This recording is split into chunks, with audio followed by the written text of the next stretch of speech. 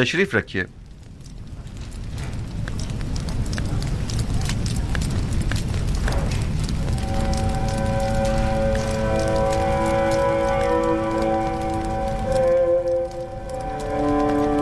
जिस भाई का इन लोगों ने बताया था वो तुम हो? आपके बाबा हक रखते हैं कि आपको खुद से जुदा ना करें।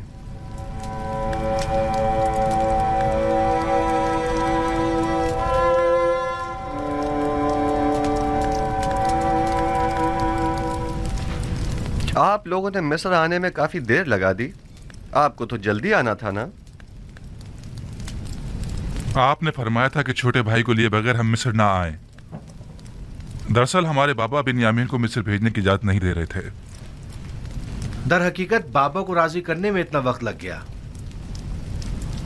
आपने अपने कौल की सदाकत को साबित कर दिया, सो अब हम भी अपने वादे पर अमल करते हुए हस्ब जरूरत गंदुम आपको मुहैया करेंगे। हाली जनाब, एक सवाल हमारे जहन को परेशान किए हुए है। अगर इजाजत मरहमत फरमाए तो अर्ज करें। कहिए, मैं सुन रहा हूं। जब हमने किरान जाकर गंदुम की बोरियां खोली तो उसमें से हमारी अदा करदा तमाम कीमत बरामद हुई। इसकी क्या वजह है?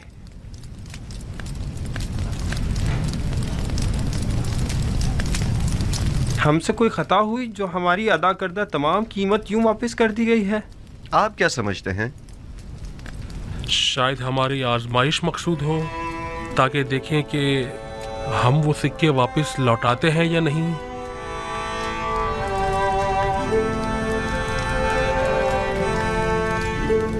यकीनन आप हमें मिस्र लौटने का इश्तियाक दिलाना चाहते हैं। शायद हमारी तहीदस्ती और गुर्बत पर तरस आ गया होगा। शायद ये तमाम वजूहात भी मेरे जहन के किसी गोशे में हों, लेकिन दर हकीकत मैं चाहता था कि आपके ज़ईफ़ बाबा को एक हदिया पेश करूं, क्योंकि आपने उनका जिक्र बड़े इज्जत और एहतराम से किया था। नीमी साबू, खाना ले आइए।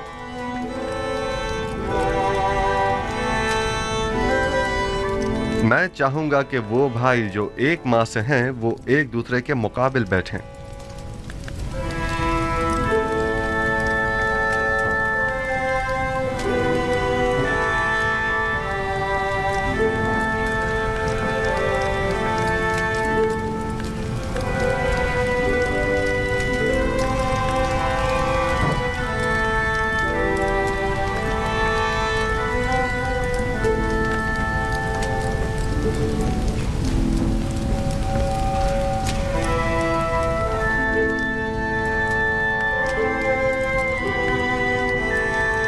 तुम अकेले क्यों रह गए हो? बैठ क्यों नहीं रहे? मेरा माँ जाया सगा भाई कोई नहीं। आपने फरमाया कि हर शख्स अपने माँ जाई के साथ बैठे।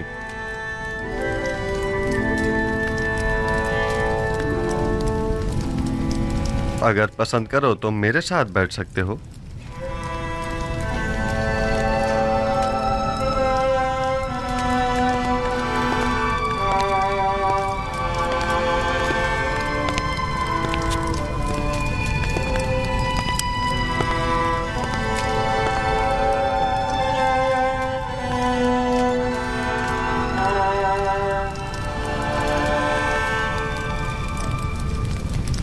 ये तो जनाबे अजीज़ मिस्र की कसर नफसी और बड़प्पन है, वरना कहाँ मैं और कहाँ आप जैसी हस्ती की हमनशीनी। इसमें हर्ज भी क्या है? मुझे भी अकेले खाना खाना पसंद नहीं है।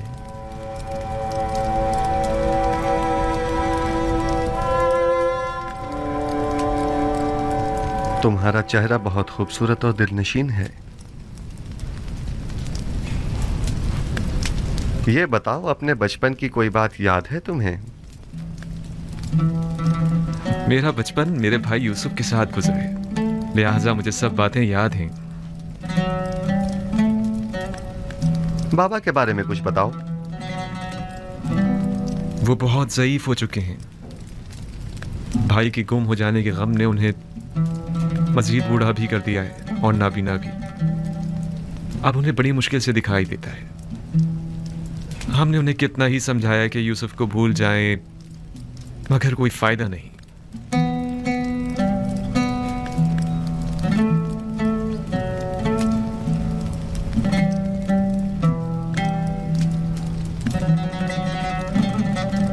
जनाब अली, आप मेरे बाबा के लिए रो रहे हैं? क्या नहीं रोना चाहिए? एक ज़ईफ शख्स के गम में रंजीदा होना ताज्जुब की बात है क्या?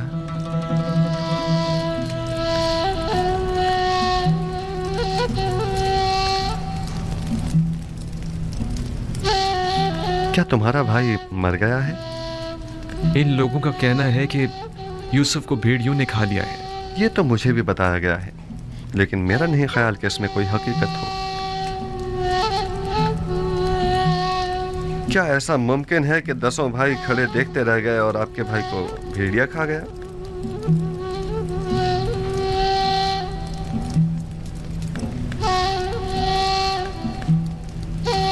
ये लोग जरूर कुछ छुपा रहे हैं।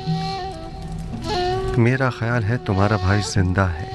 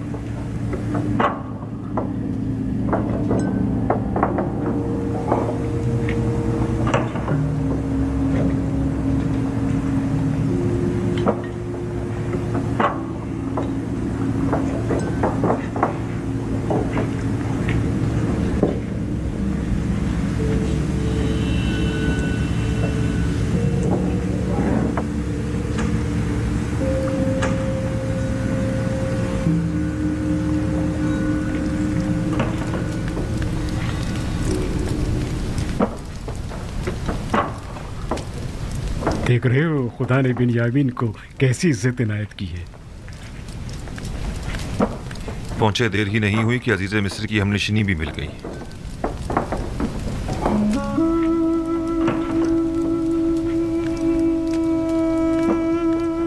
आपके हाथ पर तिल? मेरे भाई यूसुफ के हाथ पर भी ऐसा ही तिल था। हालांकि मैं उस वक्त बहुत छोटा था, लेकिन मुझे अभी भी बहुत अच्छी तरह याद है। और उसका चेहरा, वो याद है या भूल गए? क्यों नहीं, अच्छी तरह याद है। हम हमेशा एक दूसरे के साथ खेला करते थे। अगर उसे देखोगे तो पहचान लोगे? नहीं मालूम, शायद। क्या आप समझते हैं कि वो अब तक जिंदा होगा? अगर मेरे पास उसकी कोई खबर हो तो क्या तुम यकीन कर लोगे? हाँ, क्यों नहीं।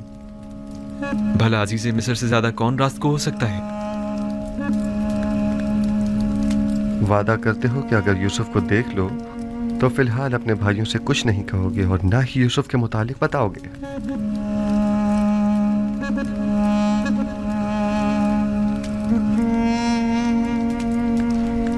हाँ, मैं वादा करता हूं, कसम खाता हूं, सिर्फ उसे देखूंगा, ना कोई बात करूंगा और ना किसी को कुछ बताऊंगा। यूसुफ कहाँ है? मैं आपको उन तमाम मुकद्दसात का वास्ता देता हूं कि जिनकी आप परस्तिश करते हैं, मुझे उसके मुतालिक बताइए। मैं आपसे इल्तिजा करता हूं। आराम से। इस तरह तो मैं तुम्हें यूसुफ के मुतालिक कुछ नहीं बता पाऊंगा। तुम बेख्तियार होकर सबको बाखबर कर दोगे। अगर हो सके तो जरा मुस्कुरा दो ताकि तुम्हारे भाई शक में न पड़ जाएं।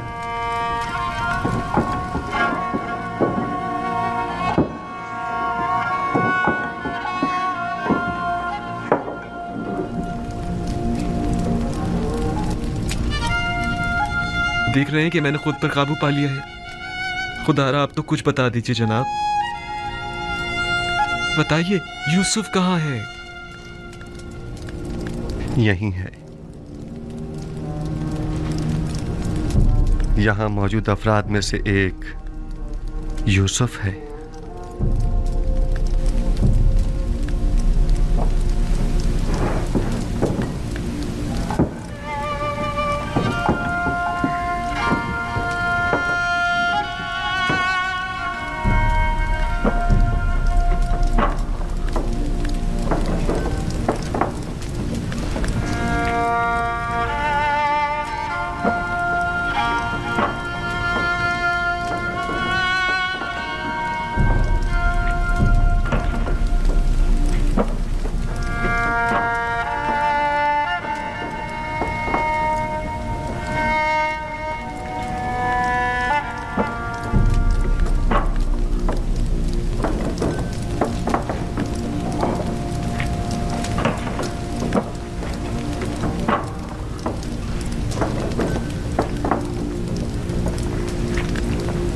यूसुफ।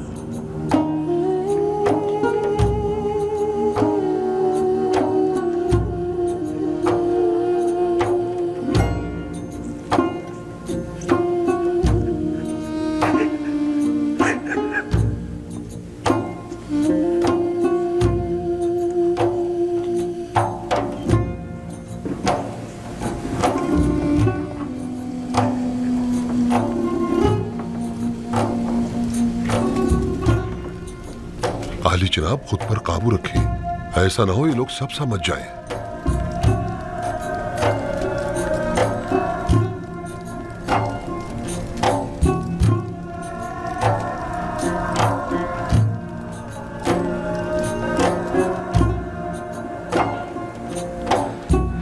खुद पर काबू रखो बिन्यामीन, आराम से। हमारे भाई मुतवज्जा हो गए हैं।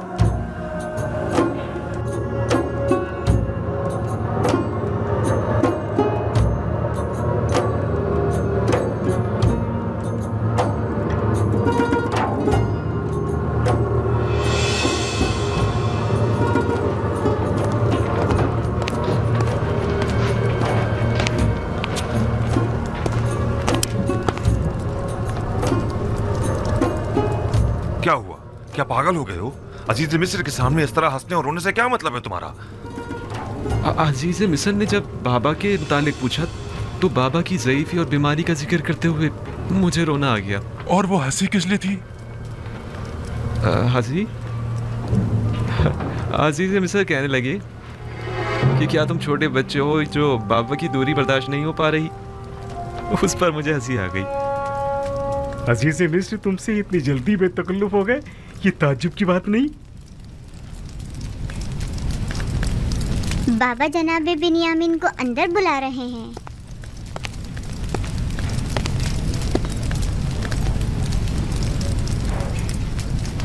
जनाब युजारसीफ ने अपने बेटे इब्राहिम को भेजा है आपको बुलवाने के लिए। कहाँ? उन्हें तुमसे क्या काम हो सकता है? मुझे क्या मालूम, जाऊंगा तो पता चलेगा ना। अब मैं जाऊं?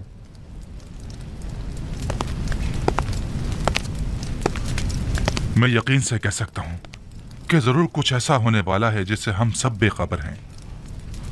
लावी, तुम तो इतने बदगुमान नहीं हुआ करते थे। बाबा की बातें याद है ना तुम्हें? कहा था कि अजीज मिस्र की मेहमान नवाजी, सिक्कों का गंदम की बोरी में रखना और बिन्यामीन को मिस्र बुलाना ये कोई साजिश हो सकती है। और मुझे आज का ये वाकया इसी साजिश की एक कड़ी मालूम होता है। खुदा करे मेरा ये खदशा गलत साबित हो।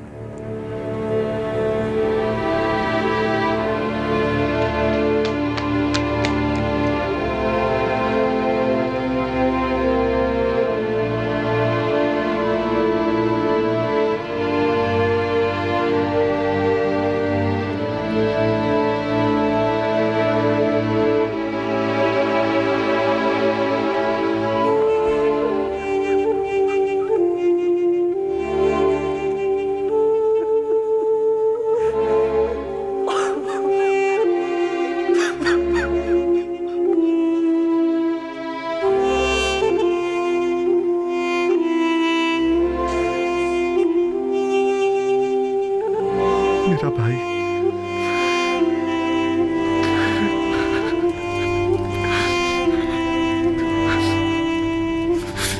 शुक्र है उस खुदा अजीम व मेहरबानी का। मैं खुदा का निहायत सिपासगुजार हूँ।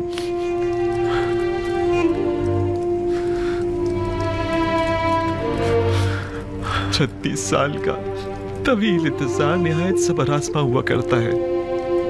क्या आप हमें अपने हालात से आगाह करके हमें इस अजियत से निजात नहीं दिला सकते? मैं तो बहुत चाहता था, लेकिन हमेशा हुक्म खुदा माने हुआ। बारहा पे के हक नाजिल हुए और मुझे बाबा को अपने हाल से बाखबर करने से मना फरमाया। नहीं मालूम इसमें क्या मसलहत पोशीदा है। आखिर ये वक्त विसाल कब आएगा? हमें तो इस जुदाई ने अब जान बलब कर दिया। बाबा नाबीना हो चुके हैं। मैं मामूर हूँ। मिस्र में अभी मेरी रिसालत खत्म नहीं हुई। आमून के इक़्तिदार को जवाल पजीर और लोगों को यकता परस्त हुए अभी कुछ ही अरसा गुजरा है। अभी तो मिस्र के मसाइल और मुश्किलात की इस्लाहात की गई हैं। नहीं, अभी तो मेरे ख्वाब की ताबीर के इब्तदाई मराहिल तय नहीं हुए। लेकिन इन बातों का बाबा को मुतला करने या हमें बाखबर करने से क्या ताल्लुक है? 36 सालों से बाबा आपके फिराक में शब रोज मुसलसल गिरी या गुनाह है। मुझे भी नहीं मालूम आखिर यह हिज्र फिराक कब खत्म होगा।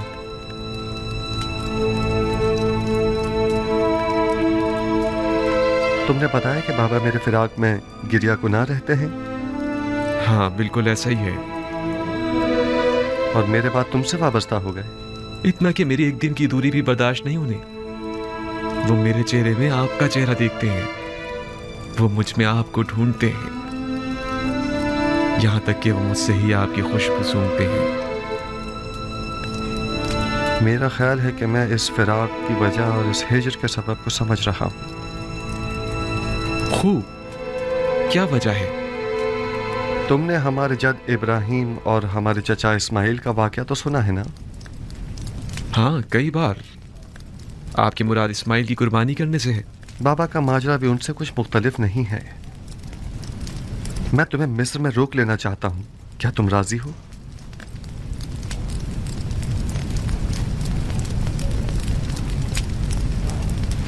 हाँ, अगर बहुत ज़रूरी है तो रुक जाऊंगा। मुझे तो आपका हुक्म बजा लाना है, पैगंबर खुदा की हैसियत से भी और अजीज़ मिस्र की हैसियत से भी। तुम्हें यहाँ रोकने की दो वजूहात हैं। अव्वल ये कि हिज्र फिराक के अख्ताम के लिए हम दोनों इस्माइल की बाबा को कुर्बानी देनी होगी, और यह तभी मुमकिन है कि जब बाबा हम दोनों से दस्तबरदार हो जाएं। और दूसरी ये कि हमारे भाइयों को तौबा करनी होगी। तुम्हारी हिफाजत और निगहदारी में कोताही बरतने की तौबा, तुम्हें गंवा देने की तौबा, तौबा खयानत करने की अमानत में, और तुम्हारी निगहदारी में कोताही बरतने की तौबा। लेकिन मुझे यकीन है मुझे खो देने के बाद बाबा जिंदा नहीं बचेंगे। मौत और जिंदगी सिर्फ खुदा के हाथ में है। यकीन रखो कि बाबा एक दिन मिस्र ज़रूर आएंगे। वो 11 सितारे जो मेरे भाई हैं मिस्र आ गए हैं, लेकिन चांद और सूरज का आना अभी बाकी है। परेशान मत हो, तुम्हें यहाँ रोकने के लिए कुछ सोचते हैं। आया तुम यहाँ मेरे पास रुकोगे या नहीं? अगर आपका हुक्म है तो हाँ। अब भाइयों के पास वापस जाओ, उन्हें शक नहीं होना चाहिए। अगर वो पूछें तो कह देना कि अजीज़ मिस्र बता रहे थे कि हमारा सामान तैयार है, हम लोग चाहें तो सुबह निकल सकते हैं। जी बेहतर। खुदा तुम्हारे साथ। खुदा निगहदार।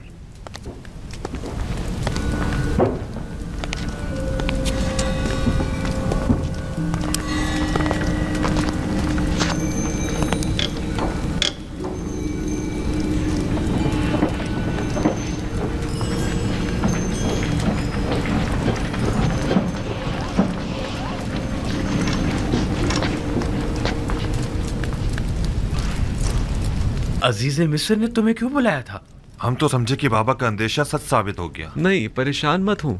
उन्होंने पहले तो मुझे सब्र व बर्दारी की तलकीन की, फिर कहने लगी कि अपने भाइयों से कहो कि उनकी मतलूबा गंदम तैयार है, चाहे तो आज रात इस्तिराहत करें और कल रवाना होते वक्त दरवाज़ा सूर्य से गंदम वसूल करें। बस इतना ही कहा? हाँ, बस इतना ही कहा। क्यों, कुछ और भी कहना चाहिए था?